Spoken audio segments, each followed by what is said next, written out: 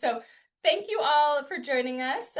Apologize for being just a few minutes late here. We just finished up our other webinar for the Minneapolis-St. Paul cohort here, and now we're here speaking to all of you from Greater Minnesota cohorts. And so my name is Samantha Silker.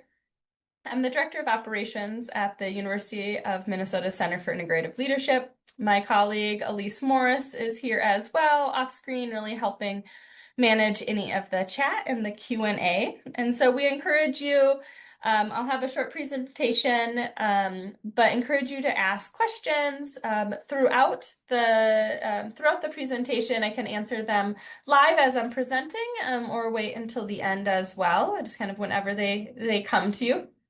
And we'll also be sharing a copy of this recording as well as the slides afterwards, and then posting them on our website as well. So with that, I'm going to share my screen momentarily, and then we will get started.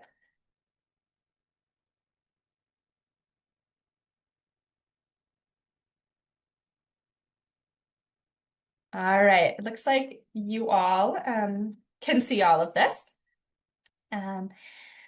So again, thank you all for joining and for your interest in the Minnesota Young American Leaders Program. The agenda today, we're going to really be talking about a program overview, who should apply, qualifications, kind of expectations and participation, who our selection partners are and what that process is like, nominations, applications, alumni, and then Q&A. We can have some at the end, but of course can answer questions throughout as well. So, what is the Minnesota Young American Leaders Program, or MYALP for short, MYALP? So really it's a 3.5-day program at the University of Minnesota's Twin Cities campus. We're bringing together leaders across the state of Minnesota in specific cohort cities that are from representing for-profit, nonprofit, and government, and public from an education standpoint, organizations in a variety of roles, I said sectors, but roles, industries, and different lived experiences to create a really rich and robust cohort of leaders that are learning about cross-sector leadership. And all of these leaders are really committed to working across sectors to help their communities and our region prosper inclusively. So we share themes and select faculty and content with Harvard Business School's National Young American Leaders Program. So Harvard created YELP for short in 2015 and have been bringing cohorts of leaders from major metropolitan cities, so think Minneapolis, St. Paul, Seattle, Miami, to Harvard since 2015. And then in 2019, we partnered with them and the Itasca Project to create a version in the state of Minnesota. We're the only statewide version of this program, and that really highlighted the expertise that we at the University of Minnesota Center for Integrative Leadership bring. And so we run that national program. We still collaborate with Harvard on portions of that, but it's really a statewide program bringing individuals from those large cities in the state of Minnesota together. Little logistics, which I know you can get a lot of this on our website as well, but the program takes place in May. The program is really just a number of days in May, but there's a lot of opportunity to engage ahead of the program and post-program for a number of years after you're an alumni. And we're bringing together leaders from really kind of, you can see a lot of the main economic hubs of the state of Minnesota. There's obviously so many different cities and communities that could use this content in Minnesota, but specifically focused on these 6 areas as of right now. And a question that we get often, and I think is one that is great to address, is who should apply? Like, who is this program for? And the program is really designed for individuals who already have enough experience and enough, I guess, in our requirements, which I think I share in the next screen, is at least 7 years of work experience, having some ability and experience leading within or across organizations. So you have a bit of positional authority already to then take this information, take these learnings, these skills, this increased capacity back to your organization, your community, and have impact there. Excuse me, I'm getting a pop-up on my screen there. And we're really looking for leaders across all of the sectors and have a really diverse cohort of participants. And something that we get asked often, and so it's always best just to address. And I think the name, right? Young, Minnesota Young American Leaders Program, people think, well, what does that mean? What's the age limit? I'm not necessarily think of myself as young. And we think of that less of an age limit and more of from a whole trajectory of your career. And so think of that as leaders, these are the experiences and the required qualifications are really speaking to a lot of mid-career leaders where you have had some experience already, a number of years, 7 is the minimum, but you still have a lengthy time left in your career to be able to apply this and make impact. And so it's not necessarily the brand new leaders that you're still kind of honing their skills. You're established a little bit, and you're able to then take that back and continue a really rich career with collaboration and that leadership there. And you can see it here. I'm not going to speak kind of verbatim on the qualifications. But one thing I really will say is while we do have a year experience, we'd also ask you to within those years, and people apply to have 15 years or 20 years. And so, a minimum is just kind of obviously just that minimum to be considered. But within those years, we're asking you to have at least one of the following bullet points that are found on the screen here and are listed on our website. And so some people might have all of these experiences, right? They may have led people directly. They may have had managed different cross-departmental processes. They may have been formally designated, and that's great. And there may be individuals who only have one of these experiences, and that's great too. We're not, having all versus only one or two of the experiences is not necessarily, that's not good nor bad. It's just recognizing that the leaders in the areas in which you are working, there's lots of different opportunities and different kind of nuance to the sector that you're working in. And so the selection committees really take a look at all of this and at least having kind of one of those pieces of experience. The one thing that we do want you to all have an interest or demonstrated experience, and that's key, right? Maybe you haven't had a demonstrated experience in these 3 bullet points, but you actually have an interest in which you'd like to get that experience and apply that. And so we're wanting leaders that are participating in this program to have an interest or already have experience either in wanting to collaborate, right, across these sectors, wanting to work across different functions, roles, professions, and so kind of working beyond kind of the silo in which they maybe currently work. And then being open to making time outside of your current job to collaborate with other leaders. And so there's opportunities that come out of the program to have collaboration with the alumni or the participants in which you participate with, and being open to that because it's about building this network and building those connections. And so wanting to have an interest in that as well. And again, if any questions are coming up now, please use the Q&A feature. If not, we can keep presenting and have more questions that I'll tee up here. So from a participation and expectation standpoint, this program is hosted by the University of Minnesota and specifically the Center for Integrative Leadership, and our content is at the graduate level. And so there are pre-readings, or is program curriculum.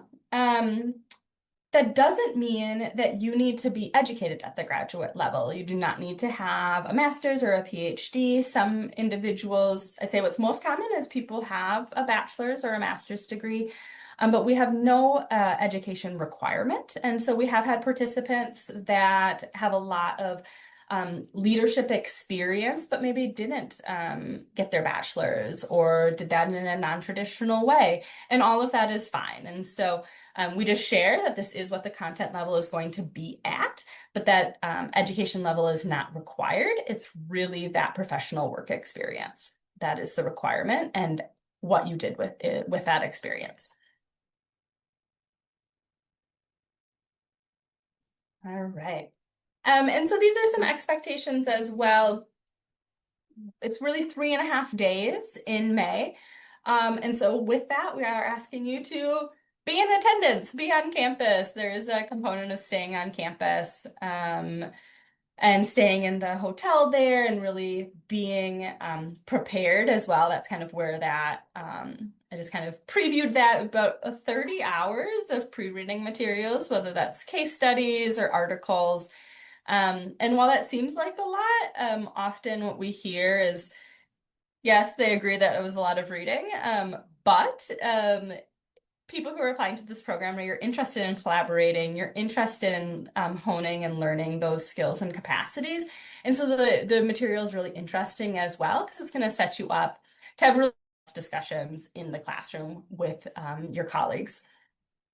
And one thing to highlight, I feel like I should bold this, is there's no cost. There's no cost to this program. We cover any of the mileage that you're taking, whether you're traveling from Duluth or Rochester, Mankato, St. Cloud, Fargo-Moorhead area, all the mileage is covered, any of the lodging and the food and your time on campus. And so I think that's something just really to highlight. There's not a lot of opportunities that are free. And this is one of them. And some of the selection partners may be on the webinar right now, but we partner with individuals or organizations across the state of Minnesota.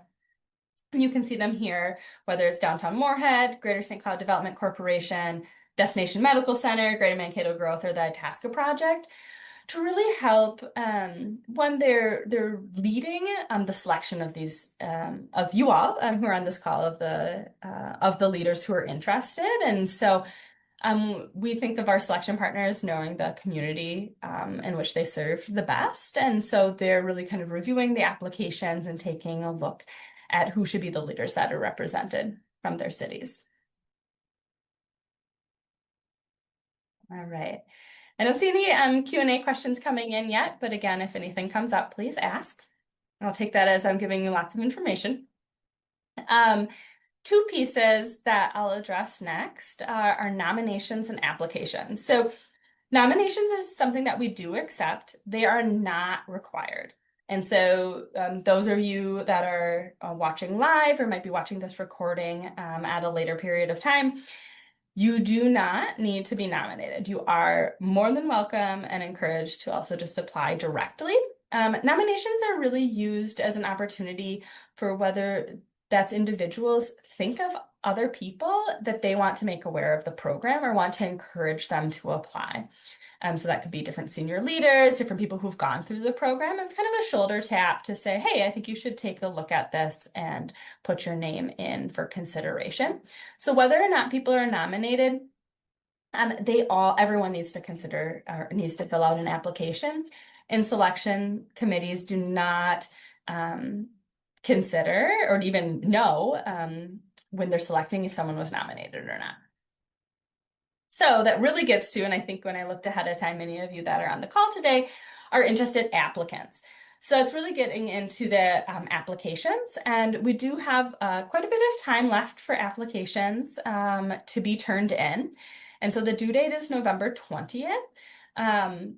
And the application, we've just kind of previewed on the screen here, and you can see on our website a much more kind of enhanced list of exactly the questions and what's expected. But of course, kind of describing your work experience, and there's some essay questions as well. And then the selection committee takes that all into consideration. And I think you can, from a timeline standpoint, We announced the cohorts in March. And so while the program deadline is at the end of November, we had a lot of interest for this program across the various cohorts. And so that takes a lot of time just to go through all of those applicants and have the committees really curate all of these cohorts. And so that's why kind of the timing isn't everything's announced in March with the program taking place in May. All right, a few last pieces, and then if I don't see any questions, my colleague Elise, who's on the call, can maybe tee up some of the common ones. Excuse me. So another really, I think, great part of this program, or people are curious about when they're about to participate or apply for the program, is who else is participating? What's the network look like? What opportunities might I have to connect? And our alumni network, we really look at the individuals who are participating in the Minnesota Young American Leaders program, and those that are attending from Minneapolis-St. Paul to the national program, is really one network that's really building that connective tissue for cross-sector leadership and collaboration. And so that's about 400 leaders in the state of Minnesota, or kind of the adjacent, depending on what community you live in. We've had individuals participate from Superior in Wisconsin, as well as Fargo in North Dakota, but really kind of within those communities, almost 400 leaders have participated. And we have a number of testimonials and just examples of impact of how individuals have taken this content and this program and these networks back to their community. And so I won't read the quote verbatim, but you can see really this quote is speaking about someone's shift in mindset and ways that they're thinking about problems and solutions in a good way, and thinking more strategically and connecting the dots. And so even just seeing that impact when they're coming back to their same job, and the impact they can make within that organization. And then another quote, and you can see again more on our website for the testimonials, but really just this quote is really speaking on kind of the amount of information and thought-provoking discussions that were so valuable to them, and just really recommending the program for someone who's, you might be looking for a challenge and just learning more about how you can work collaboratively. So we really are at the question piece, and there's so many different, I kind of just touched the surface of the basics of what the program is, who we're looking for, who the alumni are, and kind of what the timeline is. But now is really an opportunity for those of you on the webinar to ask any questions live through the chat, or else I'll pass it over to my colleague Elise, who might be able to frame a few questions that maybe I haven't addressed that would be helpful.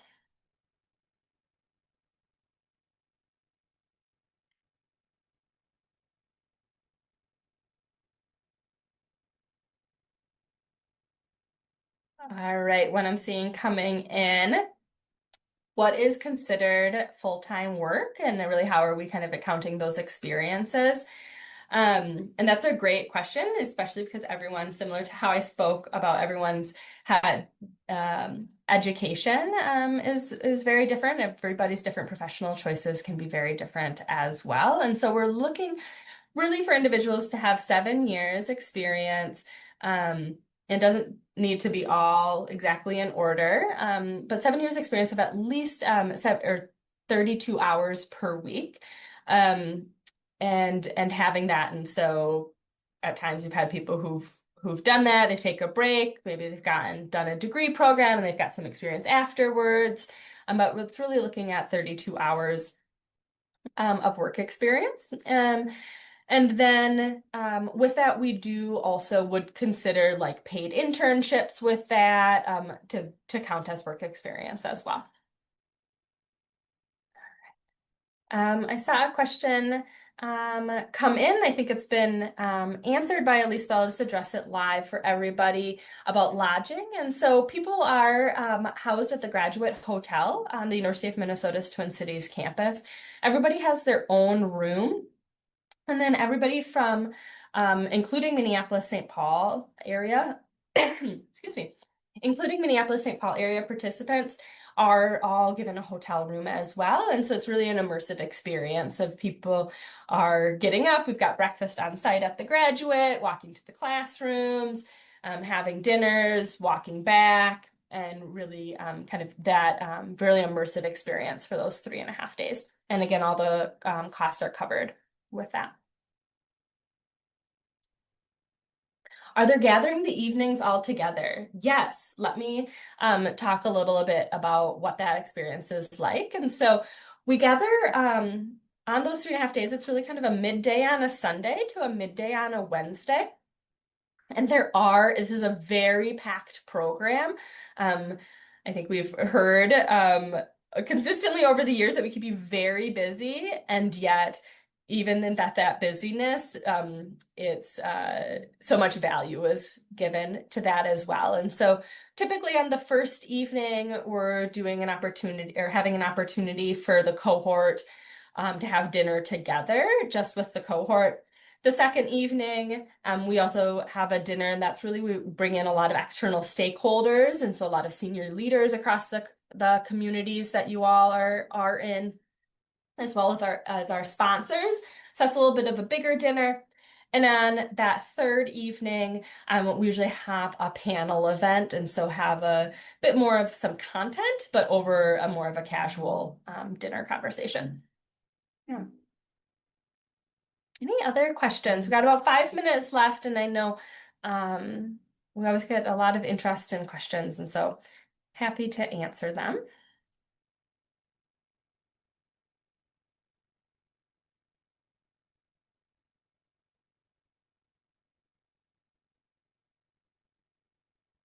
Wait a moment. I've got a few teed up in my head that I can share as well.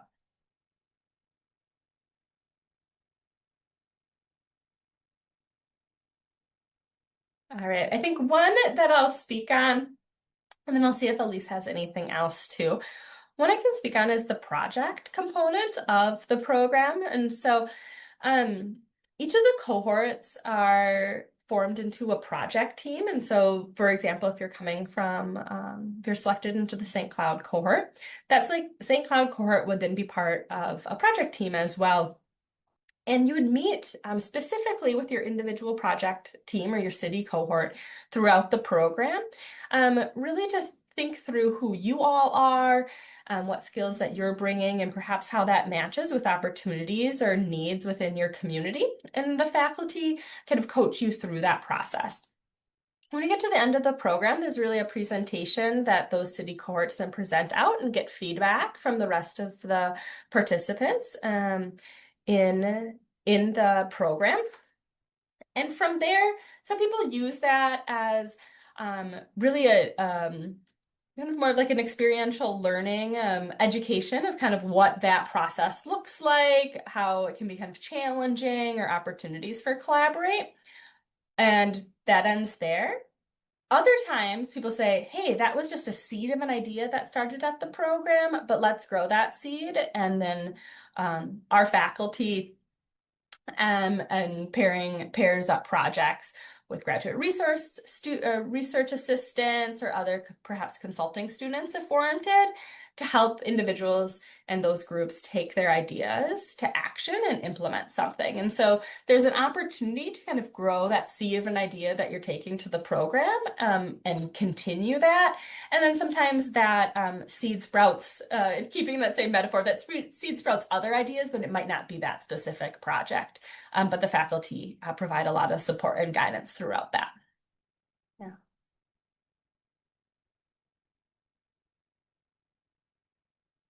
Right. Don't see any other questions. I'm hoping that means that I answered all of them or that you have the resources that you can find on our website. But Elise, anything that you're seeing on your end that might be helpful to answer? I think we covered a lot of it. I'll just look at one more place to see if there's anything. Oh, yep. Great question. Great question. All right. So one question that just came in, and we'll probably have this be our last question, and then I'm still sharing the resources on the screen, and afterwards you all will get a copy of this recording as well as a copy of the slides. Um, oh, two questions. I'll answer them both.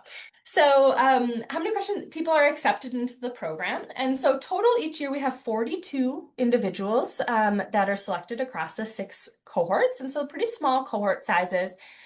Each of the greater Minnesota city cohorts have 6 individuals across nonprofit, for-profit, and government and education. And so that's really saying, I'll use Duluth as an example right now. If the Duluth area, you'd be having 2 people representing kind of for-profit organizations, 2 nonprofit, and 2 either within government or education, for a total of 6. And then that all comes together from all of the various communities to be 42. Just with the sheer size of Minneapolis, St. Paul, we do have a 12-person cohort. So really thinking kind of 2 6-person cohorts to equal that 12 there. And one last question I see that has come through, it's just regarding the work experience of the 7 years prior to applying. There can be breaks in that. There can definitely be breaks in that experience, but it does need to be full-time experience of totaling 7 years, and not kind of overlapping. And so maybe if you've that doesn't mean like 7 different jobs. It doesn't mean any of that. It just means having 7 total years of working full time. And there can be definitely gaps in that, or different periods of maybe you have different things that you did, or didn't maybe work full time for different portions, or went back to school or other things. But that would be kind of what we're looking for.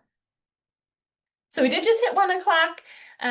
We answered a number of questions, and I know provided a lot of information. So I'll stop here, but just want to give a big thank you for all of those that attended live today, as well as a thank you for those that are watching the recording afterwards that we'll post on our website.